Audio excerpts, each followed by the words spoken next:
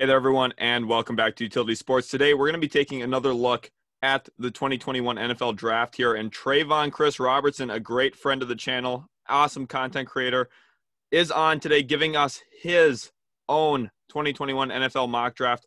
This is what he thinks could happen on draft night. This is going to be a fun opportunity for me to look at someone else's thought process when it comes into the NFL draft, and we're bringing something a little bit different to you guys because me and Austin, we kind of bring a lot of the similar picks week to week. Sometimes it shakes up a bit, but Trevon's going to be bringing in some real shakeups here probably. I have not seen his mock draft yet at all, and we have a whole bunch of movement in the draft with the Niners picking third now, Dolphins at 6, and the Eagles at 12. So this is going to be a lot of fun. If you guys do enjoy today's video, hit that like button. Also, don't forget to subscribe to Utility Sports. We love all the support you guys have been giving us. There is still the Trevor Lawrence jersey giveaway going on at the moment. So subscribe, comment, and like to be entered for that as well. And Trevon, welcome to the stream. How you doing, man? I'm doing good. Thank you so much for having me. I appreciate you guys so much. Yeah, that is awesome. And now with the first overall pick, the Jacksonville Jaguars, they've been on the clock for a minute now. Where are they going on draft night? I don't think we need to waste much people's time with this pick. It's going to be Trevor Lawrence, obviously. He's a surefire selection here. There's no reason to overthink it or overanalyze it, really. Like, he's the best prospect to come out since Andrew Luck, and I think that they're going to get a franchise quarterback for years to come. Right. Trevor Lawrence is the surefire first overall pick.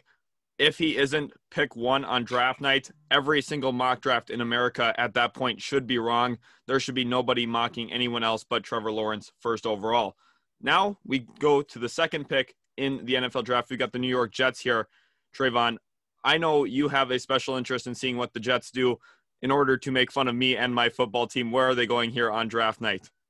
Well, I think that they've given Sam Darnold experiment enough time, and it's a new coaching staff, and everybody, when they come in, what we really learn is when you get a new coaching staff, they want their guy. They want to pick their person to have the helmet. It's not like they're taking over a legendary quarterback. So we're going to give them Zach Wilson out of BYU right here. I think that it's a perfect fit for what Salah wants to do. I'm sure he's going to run a little bit of the same Kyle Shanahan type of offense, what he's seen, what he was familiar with.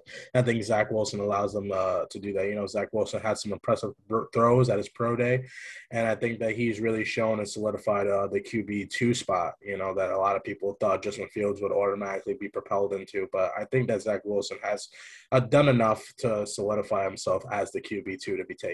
Right. Zach Wilson, a phenomenal season at BYU, threw 45 touchdowns, only 3 interceptions, and really backed it up on his pro day like you talked about. Made some magnificent throws on the move, throwing across his body, and really displayed that arm talent that I think a lot of GMs are going to fall in love with. And now Joe Douglas, in his second draft as the New York Jets general manager, goes out, finds his quarterback of the future, Zach Wilson. I'm actually really high on him. I'm usually not very high on a quarterback that the New York Jets select. I haven't been for the last decade and a half now at this point.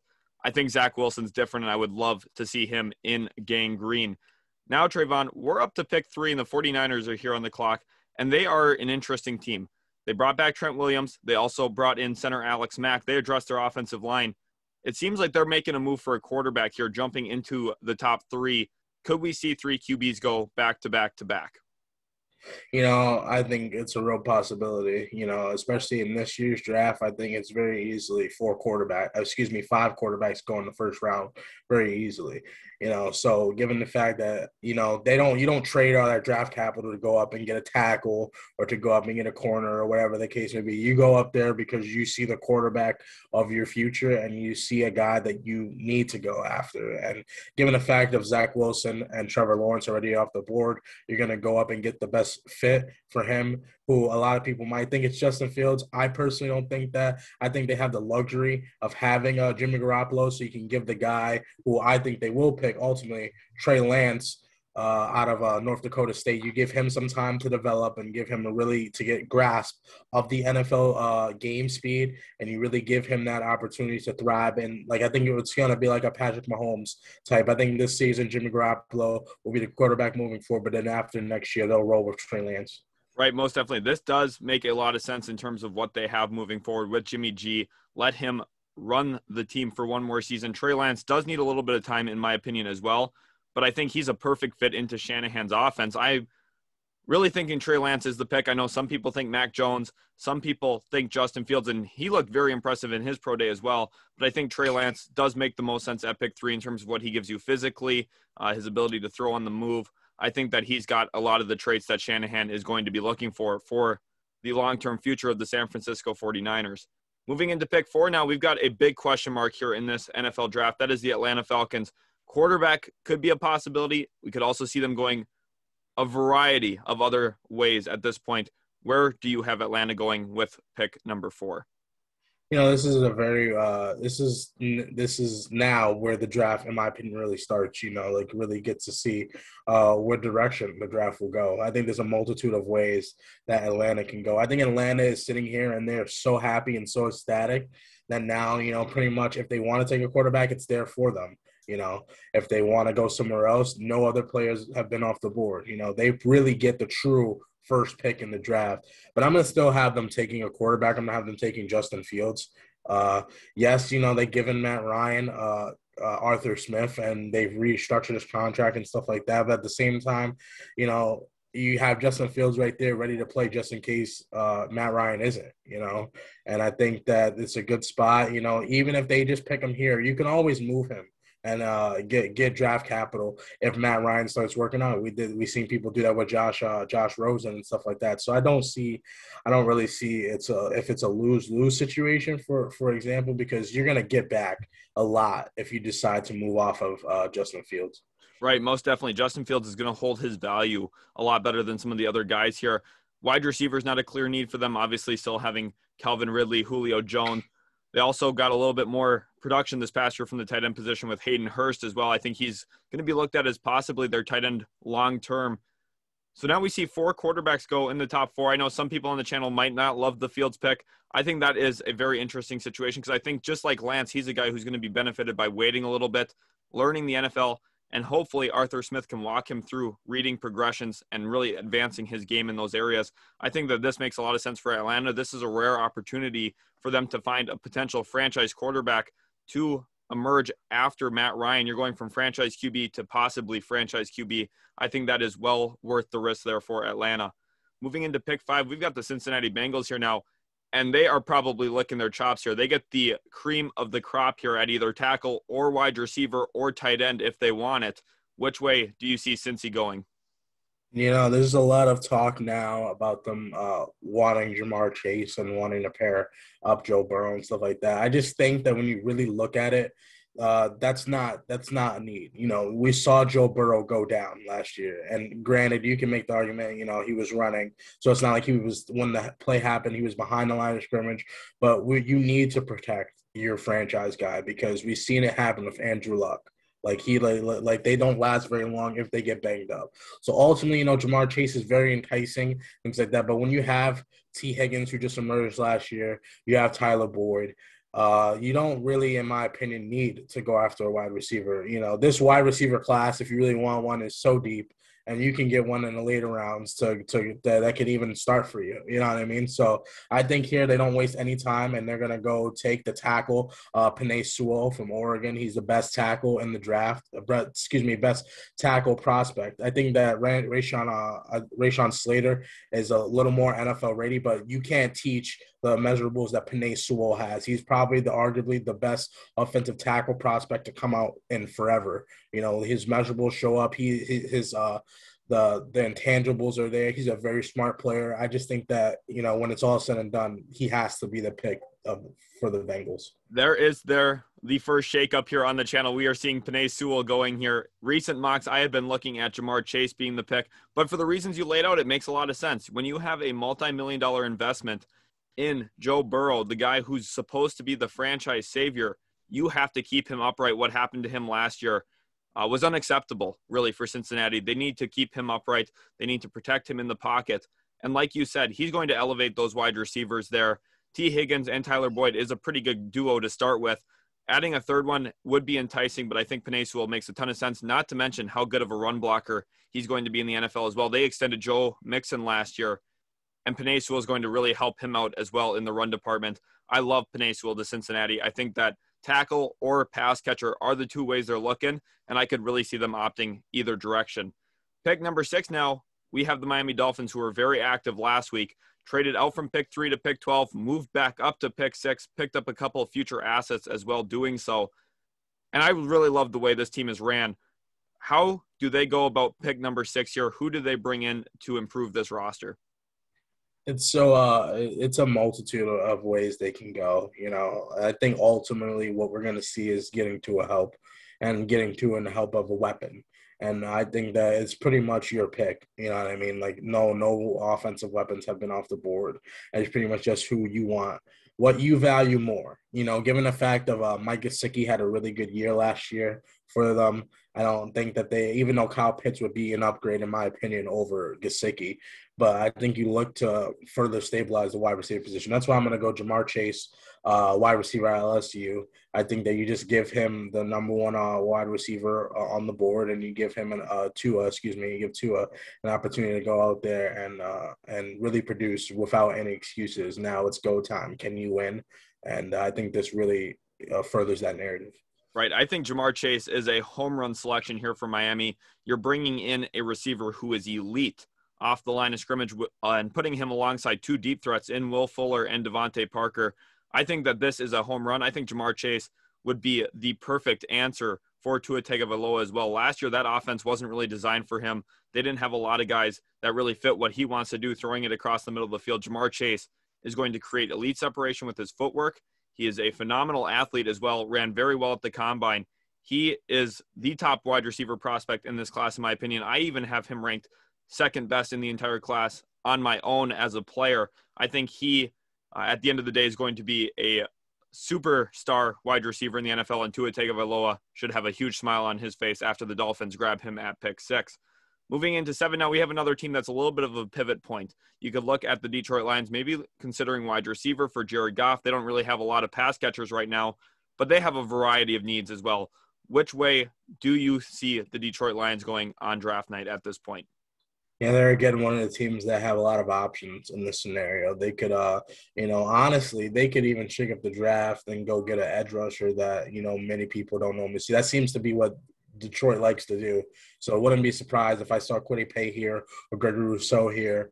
But ultimately, you need weapons. And in my opinion, the best offensive weapon in the entire draft is Kyle Pitts. So I'm going to have them take Kyle Pitts, the tight end out of Florida.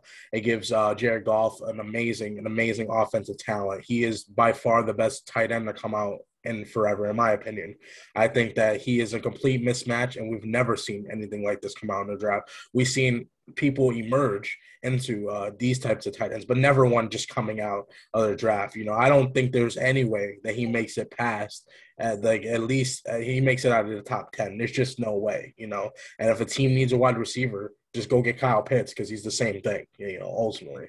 Yeah, that's an interesting point you bring up there, because the Detroit Lions do have TJ Hawkinson, who's starting to emerge in recent years. And I think Kyle Pitts would be the perfect complement piece to him, because Hawkinson is known to be a better blocker. Pitts, that's probably the only knock on his game at that tight end position. But like you said, he's not really even a true tight end. He is a pass catcher.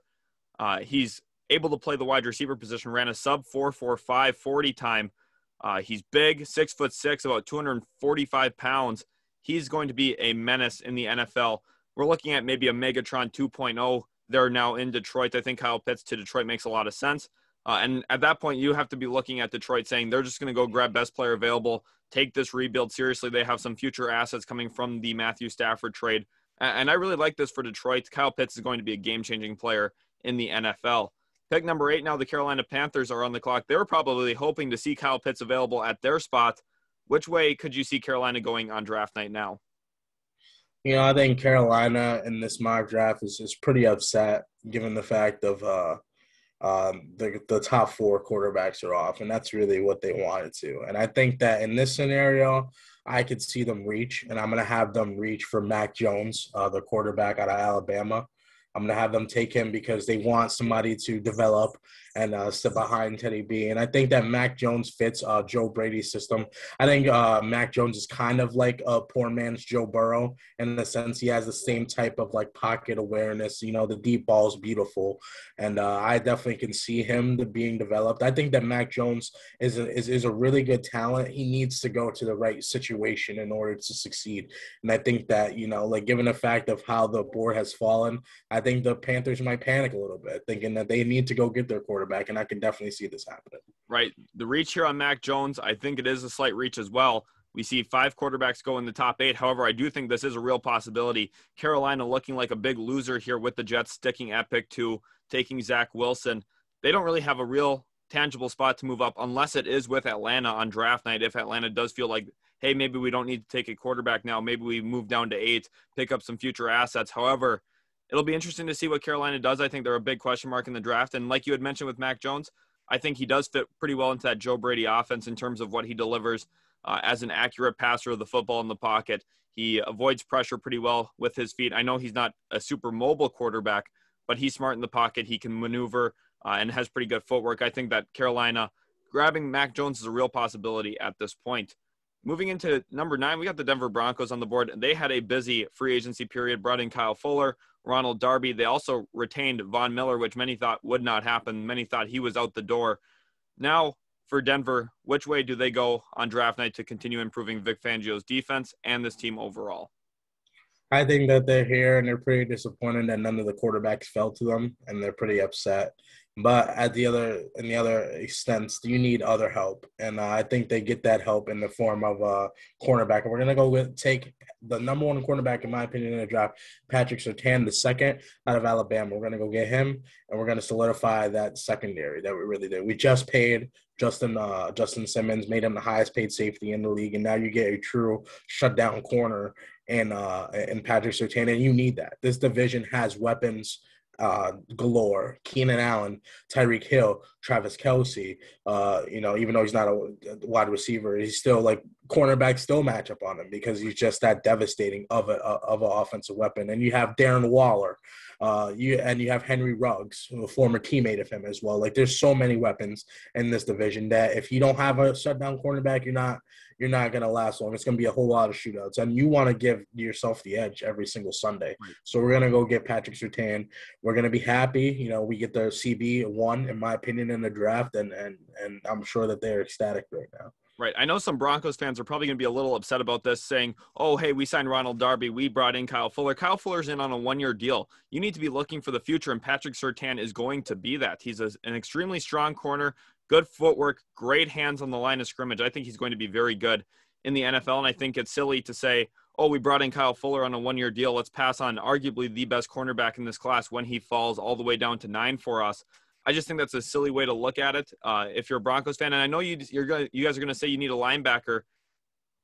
You don't take a linebacker at 9th overall, especially with some of the strength in this linebacker class that's going to be there in the second round. A guy like Jabril Cox out of LSU, for example, he's a phenomenal linebacker prospect, and he will not be a high-end pick in this draft. He's more than likely going to fall into the second round.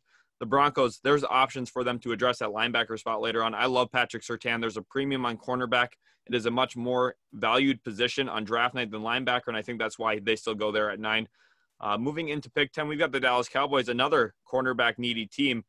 Trevon, do you have them sticking at corner or moving in a different direction? Yeah, I agree. They need a corner, and they're upset right now because Patrick Surtain is who they wanted. That's the CB1 for them. He's been mocked to them everywhere, and they're pretty upset. But, you get a consolidation prize in the mention of J.C. Horn, in my opinion. So I would go Kayla Farley in this situation, but Kayla Farley's having an injury concern with his, I believe it's his back. So, you take J.C. Horn, who's a tall, lengthy, really type of a Jalen Ramsey type of mold of a corner, and he's phenomenal. Like he is really good. He's really physical at the point of attack. He's not afraid to go in there, and you get somebody that has the ball skills. He really does remind me of Ramsey a little bit in his mold and his build. Right, most definitely. And we're seeing quite a shakeup here in the top 10 coming from Trayvon's mock here. Mac Jones, Kyle Pitts, Patrick Surtain, J.C. Horn, all landing in spots that we do not mock them super consistently. But I see that there's good reasoning for why you think that these are possibilities. I would love to see some of these moves happen on NFL draft night. Now, going into number 11, we got the New York Giants, and they have had a very busy offseason themselves. They brought back Leonard Williams on probably a slight overpay at about 3 years, $63 million. They also brought in Adoree Jackson. I really love that move, putting him next to James Bradbury. They've been aggressive. Which way do you see the Giants going now with pick 11? I think the Giants, in this scenario, given the fact that they went out and got their wide receiver, they paid Kenny Golladay a lot of money, like a lot of money. So I don't really see wide receiver happening. I think that if for some reason like Jamar Chase was to fall, he could be there. You just don't pass that up at 11, or Kyle Pitts, in my opinion. But since none of them are on the board, I am going to take – I still have to protect Daniel Jones. I have to. So I see the number one ready tackle, in my opinion, on the board right now, and Rashawn Slater. And I'm going to take Rashawn Slater out of Northwestern. You get somebody that's so versatile, literally can play pretty much every single position on the offensive line. He's ready. He's ready and now. Sometimes you can't always wait. I know they drafted Andrew Thomas last year, but, Rashawn Slater can plug right in. You plug him in at guard or you kick him out to tackle. He really does. Is able to play every single position on that line. He's so technically refined. We really haven't seen anybody there's nobody else really like this in the draft. Like I said, Penei Sewell's my offensive tackle number one as far as like prospect go, because you can't teach the intangibles. You can't teach 6'6", having the measurables of a really amazing all-pro tackle. But Rashawn Slater has that technique and he's ready to play. Right. Rashawn Slater is ready to play. I think he's going to be a very, very good player in the NFL. I think he's actually the top pass blocking tackle in this class. I think that he's going to bring a lot there. And like you had mentioned, you have to protect Daniel Jones. We can't lie about there being a turnover problem when it comes to Daniel Jones. The amount of times he's coughed up the football via fumbling it in the pocket, getting strip sacked. That is a real problem there in New York, and Rashawn Slater is going to be a very good piece to help out the New York Giants moving forward in limiting those turnovers. Pick number 12, now we have the Philadelphia Eagles here. Remember, they traded down last week from pick 6 to pick 12, picked up a future first-round pick, and now maybe the guy they would have taken at 6 is still here on the board, Jalen Waddle. Is that where you see the Eagles going? Yeah, they need weapons, and they need them fast. They've played the game of trying to think outside of the box and pick somebody else like Jalen Reagor last year when Justin Jefferson was on the board. They need to not play games. They need to go get a wide receiver weapon that is for, at least in my opinion, a surefire, a home run pick. And you are correct. I am going to go Jalen Waddle, wide receiver at Alabama. You get somebody that is similar to Tyreek Hill in the mold and the speed. I describe him as literally last year he was teammates with Jerry Jeudy and Ruggs. I compare him. He's those two players in one, in my opinion. Like, he has the speed of Ruggs and the route running ability of Jerry Jeudy in the hands, really. Like, they're really there. So I think that Eagles are rocking away in there, and Eagle fans should be happy with this pick. Right. Last year, Waddle probably would have been the first wide receiver off the board if he was in that class with how talented of a prospect he is. Here, he's the third pass catcher now off the board in this draft. It just goes to show how strong of a wide receiver class this is. And how strong of a class this is in general. I think this is a very, very deep, strong class here in the NFL. And I think Jalen Waddle to Philadelphia is going to be a real building block for them in trying to make Jalen Hurts the number one guy. Moving into 13, we've got your Los Angeles Chargers here, Trevon. Which way do we see Tom Telesco taking your Chargers? Apparently, there's a lot of talk. I saw somewhere that they really love Devontae Smith. And, I would be upset, and I would not be upset in the moment, but I would be upset afterward, given the fact that we need to be all in on Herbert. And that's being all in on Herbert, but we need to be all in on Herbert or keeping him upright. We have a clear, glaring issue at the tackle position, and it needs to be addressed. And I think that you cannot waste time. He is on a rookie deal. If he keeps playing the way he's playing, he's going to demand, a tremendous amount of money. It's going to be insane. So what we're going to do is, I don't per se like the guy or like the pick of him, but I like what he can bring, and it just shows that we are committed to Herbert. I'm gonna go take Christian Darrisaw out of Virginia Tech. I think that I think if Rashawn Slater's here, that's a no-brainer slam dunk pick. But after Slater, I don't really like many people in like the top 20. So, but Darrisaw, you need a tackle, and at least he has the measurables.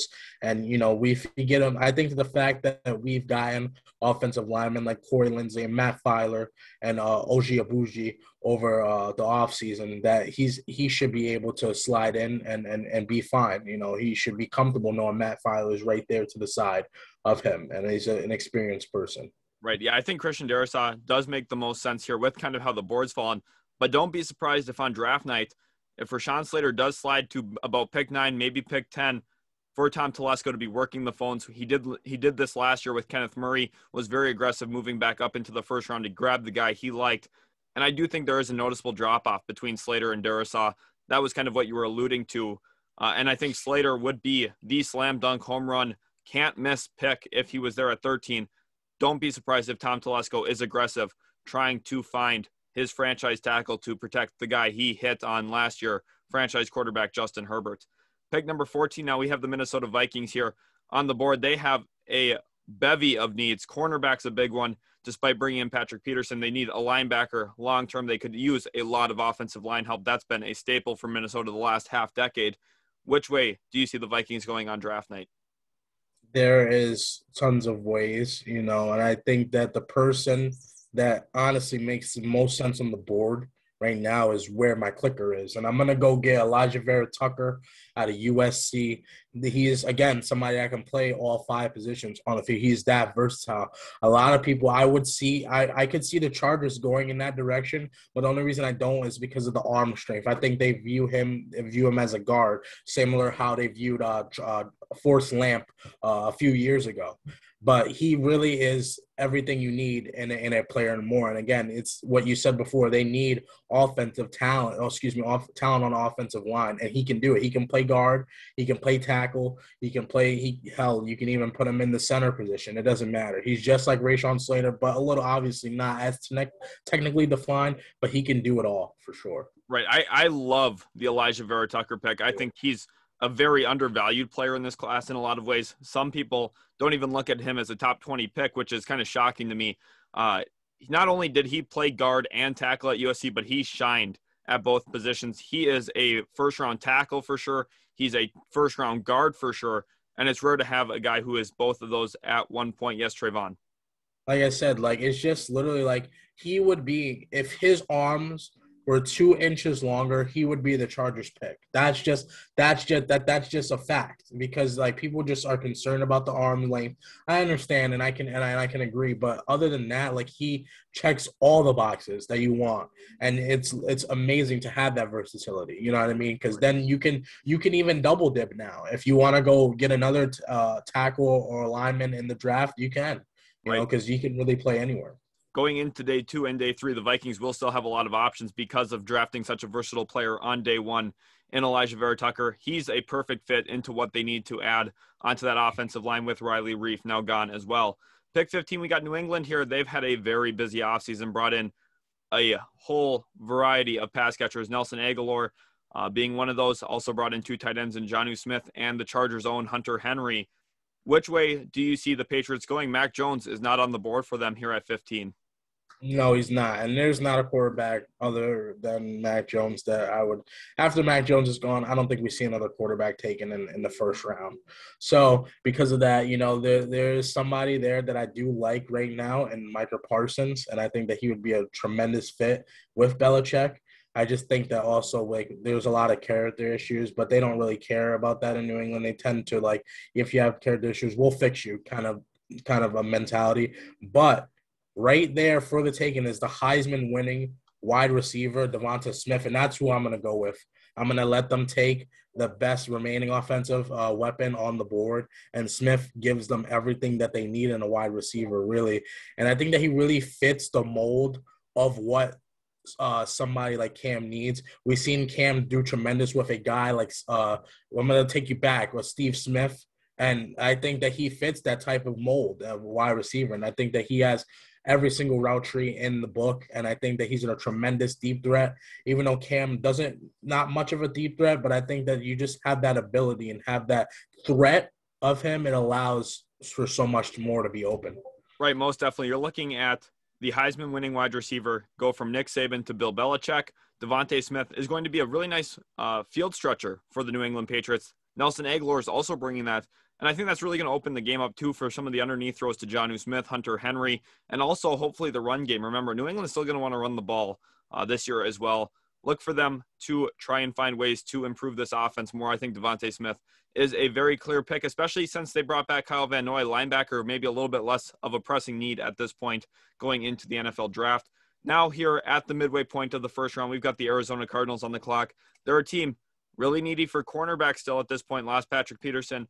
Could really look in that direction. There's a few other spots as well that Arizona could consider. Where do you have the Cardinals going right now? They are so ecstatic, in my opinion. If I was a Cardinal fan, I'd be so happy because you have Caleb Farley falling past these teams that need a cornerback, and it's literally just because of the injury concerns. Otherwise, he'd be the second corner taken, maybe even the first corner taken off the board. I'm going to take Caleb Farley. I'm going to get my Patrick Peterson replacement. And again, like as he can get his health right, you are looking at a cornerback for the next 10 years, in my opinion.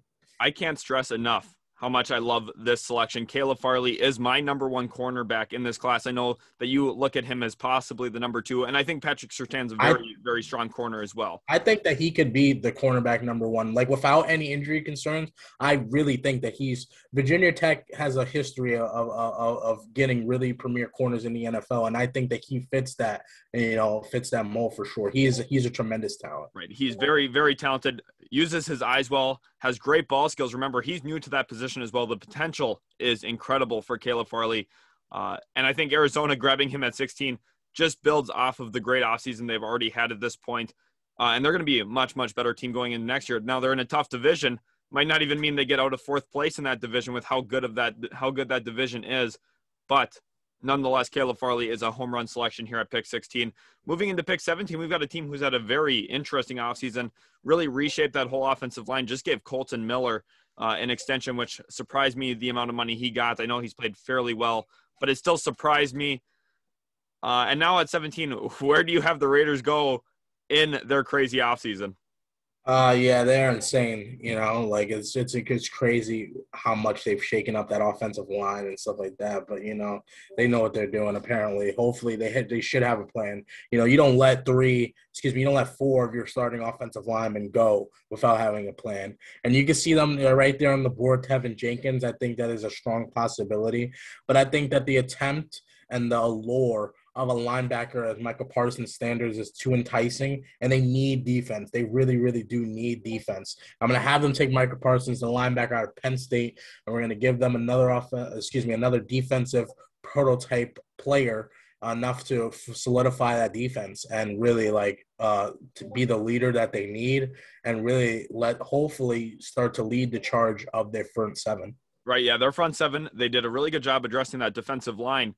Linebacking core still needs a lot of work. Nick Kwiatkowski, Corey Littleton just didn't quite get it done last year. Micah Parsons is going to step into that linebacker room and be the best player in that linebacker room on day one of his rookie year. I think this is a very, very good move for Las Vegas. We saw Parsons slide a little bit in this mock draft, and the Raiders grab him now at 17. Moving into 18, we got the Miami Dolphins here. They have had a very good situation play out for them. There's still a bunch of different playmakers, some edges, another great linebacker on the board as well at this point. Miami at 18, already having grabbed Jamar Chase at 6. Where do they go now? I really think when you look at this board, I'm going to shake things up just a little bit. They need an edge rusher. They really, really do need an edge. So I'm going to go to the edge, and I am going to take Gregory Rousseau out of Miami. I think that, given the fact that he's home, he's there, they have access to him, obviously. I think it's one of those instances where, again, I could see this guy go as high as to Detroit, not because of talent, of course, but just because this class is really everybody's up for interpretation. It's really just pick them at this point in time. Like, you could go with Kwity Paye out of a Michigan, but I think ultimately that they'll take their home guy in Miami, and he'll stay in Miami, and he'll just give them another edge rusher that they need at their position. Right, we see Gregory Rousseau staying in the city of Miami, and I know some people might be surprised he's the first edge off the board. Going into this year, many thought he could be a top 5 pick. He opted out. Some questions about his pass rushing moves have caused him to possibly slide in a lot of mock drafts and possibly the real draft. However, there is serious superstar potential with his physical traits that he brings in. Like you mentioned earlier, you can't teach some of those intangibles, some of those physical gifts that he has that he's going to be bringing to Miami. And they do have a big need for edge. I do actually find this pick very enticing at this point. Going into pick 19, we have the Washington football team here. Quarterback, they've kind of addressed that with Fitzpatrick. There's no quarterbacks here for them on the board at this point. Where do you see Washington going with how the board's kind of fallen?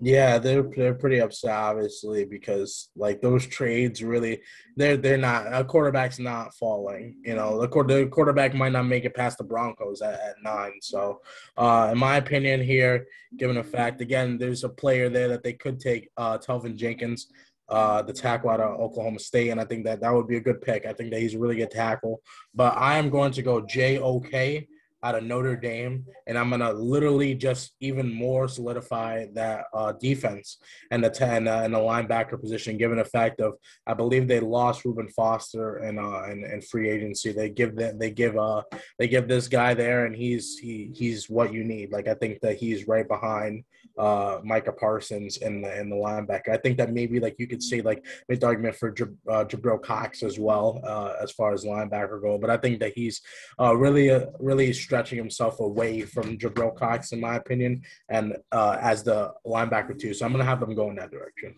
The other 3 teams in the NFC East, the Cowboys, Giants, and Eagles, should be shaking their boots right now with the Wusu core going to Washington. I love what he brings. I think he's going to be a phenomenal player in the NFL. Even year 1, I think he's going to be very impactful. And that Washington football team, we already know how great of a defensive line that they've built there. Now they come in, grab arguably the best linebacker in this year's class, someone who's got real skills when it comes to getting into the run game, going sideline to sideline. He's going to be a beast for Washington, and I think this is a home run selection for them with him falling down to pick 19. Pick 20, now we got the Chicago Bears on the clock, and Andy Dalton's their quarterback 1. Are they looking to protect Andy Dalton long-term, I guess?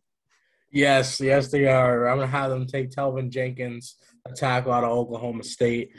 He just makes the most sense given how the board has fallen. You could, in theory, make the argument for a running back here. I think this is really where you could, just because they don't really have that guy, in my opinion. So I think that you could make that argument, but I think there are way too many holes, and Trevon Jenkins really fits what you need at tackle. Right, yeah. Trevon Jenkins comes in here at pick 20 to the Chicago Bears. They have to protect their quarterback. I didn't think Andy Dalton was going to be the guy they would be protecting. However, he is at this point. Ryan Pace did come out and say he is their quarterback 1. So I guess that's what you have to look forward to, Chicago. I'm a little sorry that Andy Dalton is that guy for you. But Trevon Jenkins, I think, nonetheless, is a good pick. And you're looking at a long-term answer at that tackle position. It's not just about protecting Andy Dalton. It's going to be about protecting whoever is the future successor of Andy Dalton as well.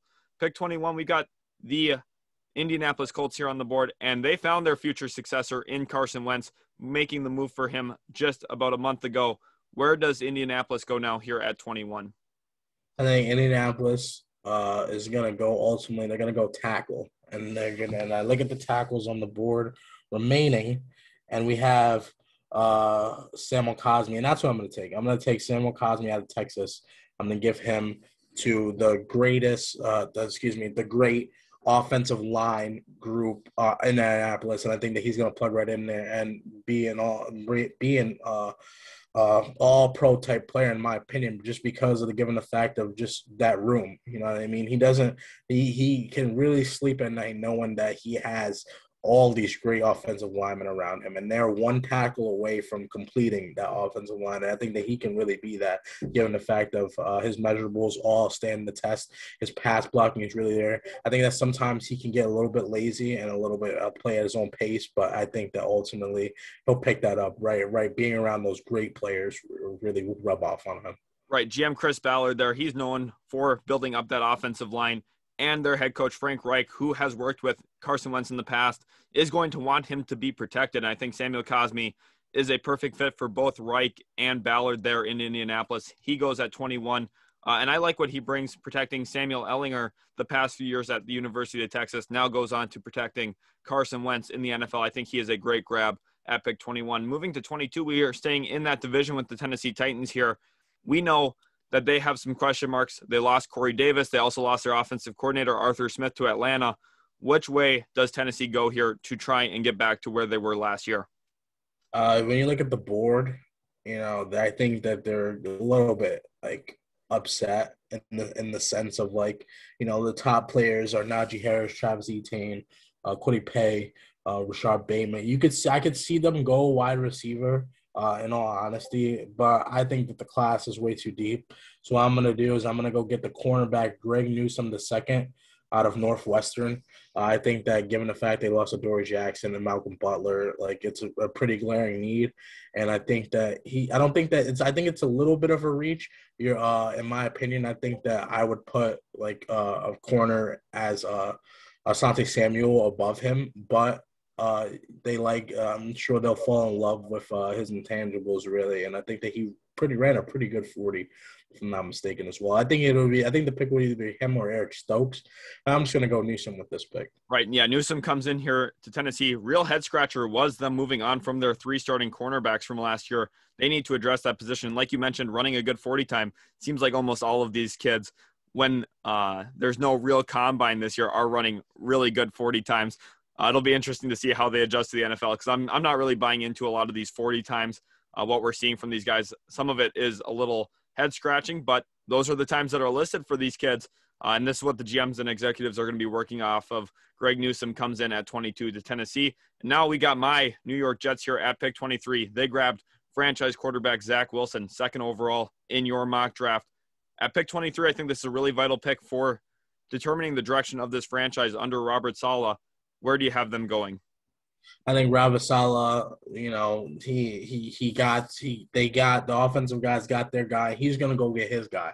He's going to go get Kwity Paye, edge out of Michigan. I think that there's a multitude of ways that you could go. I think ultimately he goes defense. I think that he'll settle for the 2nd pick in the first draft and get a guy that he likes, and I think he'll ultimately opt for Kwity Paye, but this is where I could see a running back go as well. They really do need help as far as that goes. But, giving Robert Saleh's defensive roots, I see them going Kwity Paye.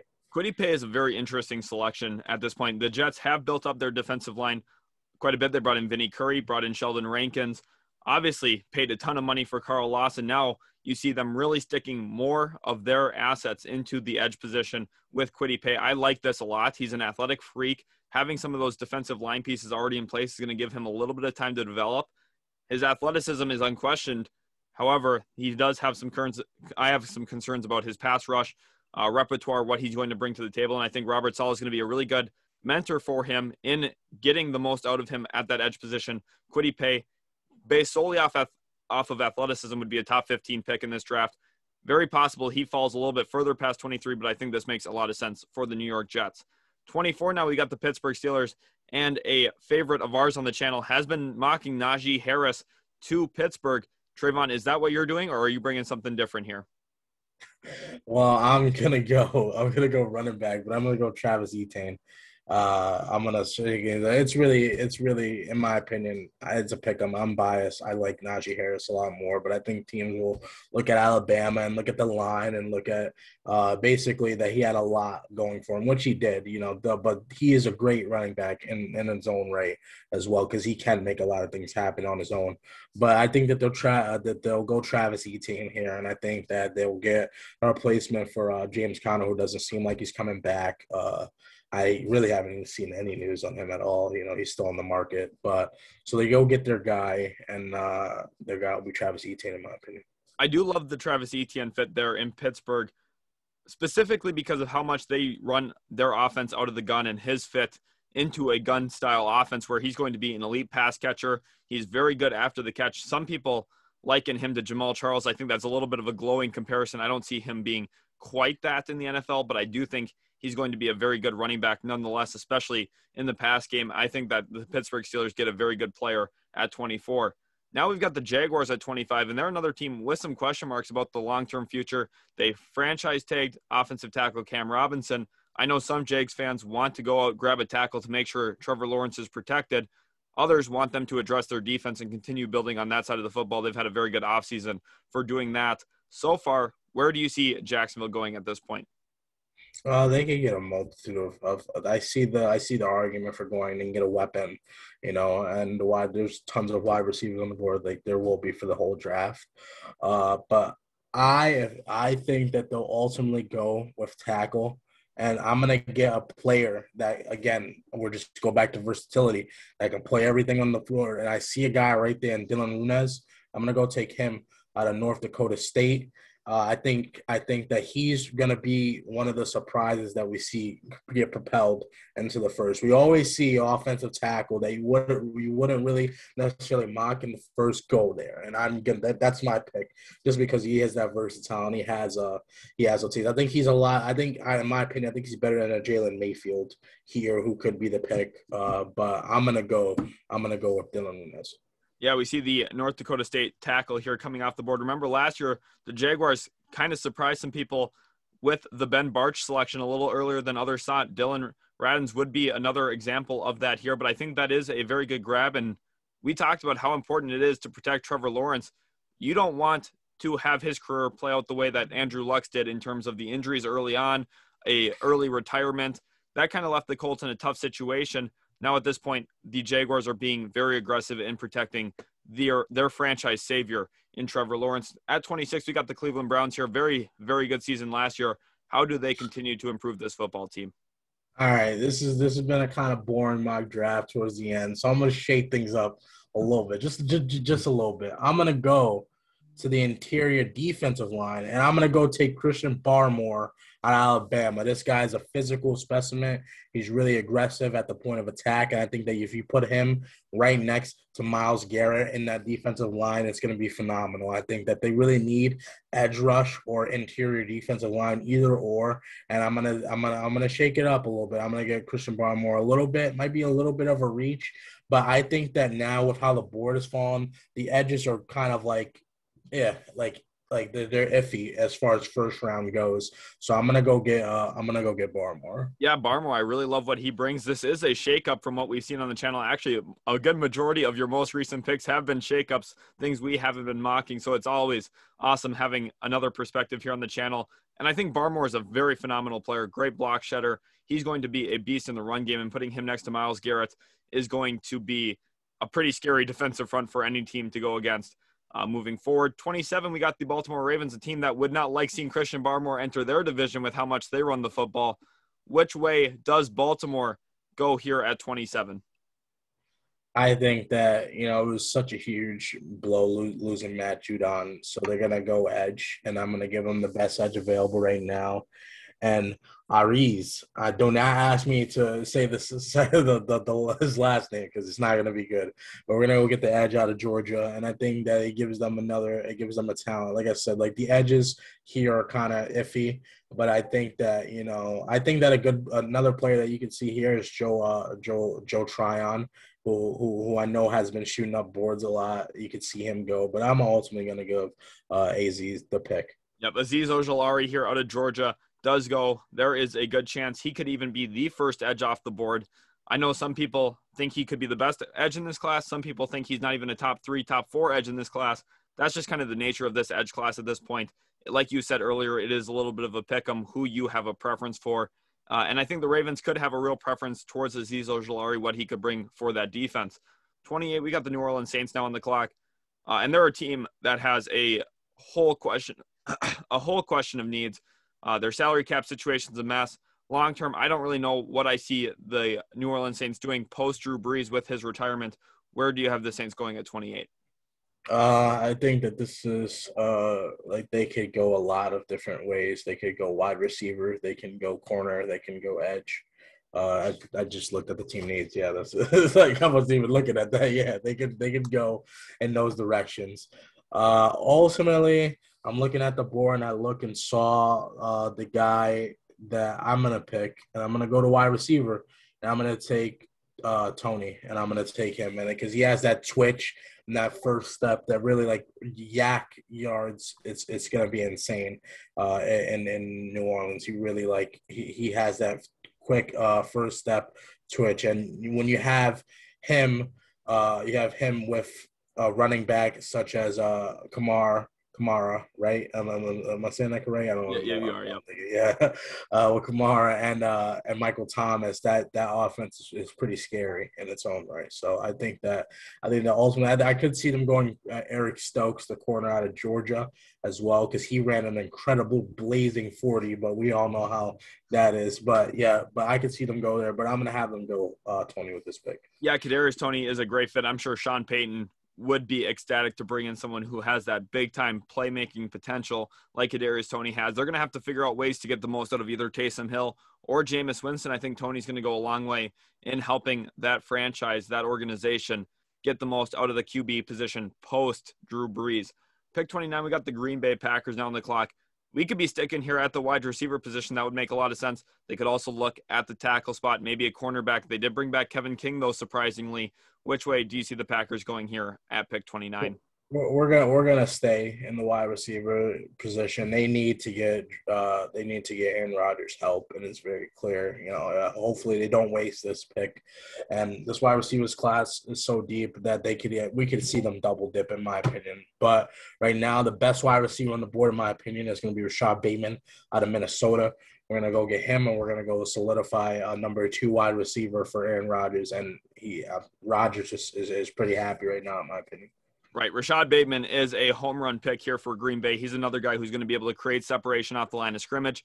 Devontae Adams has really been the only guy there in Green Bay able to do that himself. Rashad Bateman is going to be an elite receiver. Do not be surprised when it's all said and done if he is the second or third best receiver in this class. I think Jamar Chase is the only guy that's a for sure staple, better wide receiver than Rashad Bateman, not including Kyle Pitts. I think Bateman is going to be a very, very good NFL prospect. I think he's slept on a little bit by the national media, and I think he's going to be very, very productive, especially if he goes to Green Bay. Aaron Rodgers is going to love having Rashad Bateman there on his football team. Now, moving into 30, we got the Buffalo Bills here. They've had a little bit more of a quiet offseason, kind of filled in some of the positions on the edge of that roster, brought in Emmanuel Sanders. Where do you see Buffalo going with how the board has fallen? With how everything, we could see wide receiver as well. I think personally, just because, Emmanuel Sanders is not a long-term option. I'm going to go corner, and I'm looking at the corners here. And I could go Eric Stokes, like I said, out of Georgia. But I'm going to propel a guy that I think should be in the first-round talks, and I'm going to go get Asante Samuel Jr. Out of Florida State. And I think that you pair him up with Davius White, and you have an amazing cornerback duo for quite a while. And I think that he's going to provide them with the assurance, knowing that they can put White on an island, but they can also put him on an island as well. Right, Florida State known for producing high-end defensive backs. Asante Samuel Jr., just another example of what they've built there in Florida State. I think Asante Samuel Jr. going to the Buffalo Bills does make a lot of sense. They need to find that cornerback too.